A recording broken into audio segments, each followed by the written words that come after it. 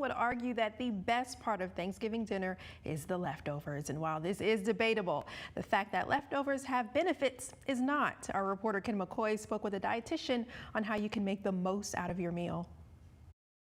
Delicious food is what many of us are looking forward to on Thanksgiving.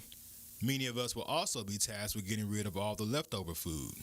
But instead of tossing it out, have you considered making something completely new? Leftovers can be refashioned into a completely different meal, or you can repeat the meal that you just enjoyed. So there's two ways you can look at it. The benefit of it is, number one, we can reduce food waste, and that's important for the environment, and it's important for our food budget as well. So if you want to stretch that dollar, at the grocery store, then repurposing your leftovers. And Christina says reinventing recipes doesn't have to be a chore. Have a mindset already. What will I do with the leftovers even before you start cooking? So that you're like, yeah, we always have leftover turkey, or we always have leftover yams, whatever those, 2 or 3 dishes are, okay, that you may want to repurpose instead of just reheat.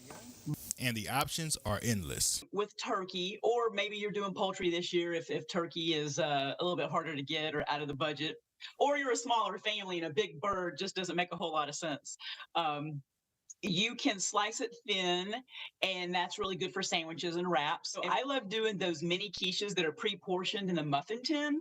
In fact, I have an example right here.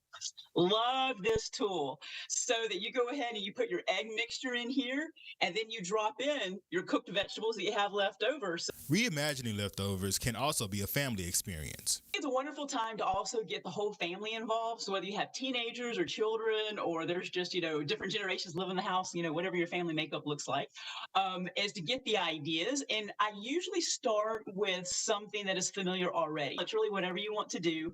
And I think it's something that you can do together, which really kind of builds on that gratitude, of that special time and fellowship. For Fox 54 News, I'm Ken McCoy.